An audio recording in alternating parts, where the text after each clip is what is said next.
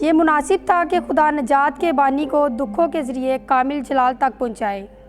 ہمارے لیے آج کی پہلی تلاوت مقدس پالوس رسول کا خط عبرانیوں کے نام 2 باب 5 سے 12 آیت تک۔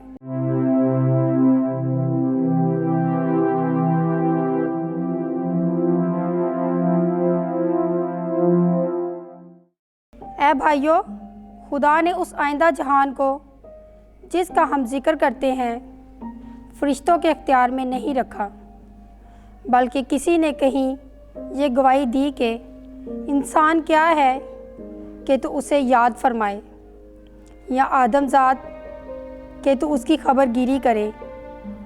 تو نے اسے فرشتوں سے کچھ ہی کم تر بنایا اور شان و شوکت کا تاج اس پر رکھا۔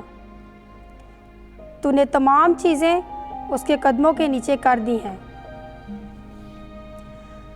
اب جس حالت میں اس نے تمام چیزیں اس کے تابع کر دی، اس نے کوئی چیز نہ چھوڑی جو اس کے تابع نہ کی ہو، مگر ہم اب تک نہیں دیکھتے کہ سب چیزیں اس کے تابع ہیں۔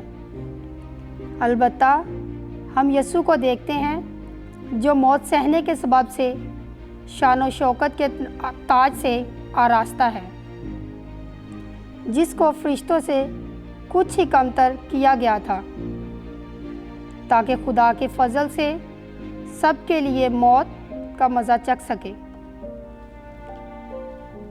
کیونکہ جس کے سبب سے سب چیزیں ہیں اور جس کے وسیلہ سے سب چیزیں ہیں، اس کو یہ مناسب تھا جب وہ بہت سے فرزند جلال میں داخل کرنے کو تھا تو ان کی نجات کے بانی کو دکھوں کے ذریعے سے کامل کر لے، کیونکہ پاک کرنے والا اور پاک کیے جانے والے دونوں ایک ہی میں سے ہیں۔ اسی لیے وہ انہیں بھائی کہنے سے نہیں شرماتا، چنانچہ کہتا ہے کہ میں اپنے بھائیوں میں تیرا نام مشتہر کروں گا، جماعت کے درمیان تیری حمد کروں گا۔ پاک کلام کے پڑھے اور سنے جانے پر خداوند کی برکت ہو۔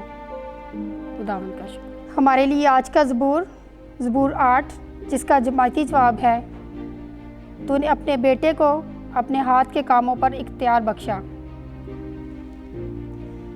اے خداوند ہمارے خدا، تمام زمین پر تیرا نام کیا ہی عظیم الشان ہے۔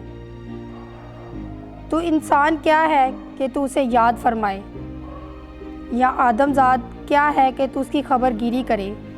جماعتی جواب، تو نے اپنے بیٹے کو اپنے ہاتھ کے کاموں پر اختیار بخشا۔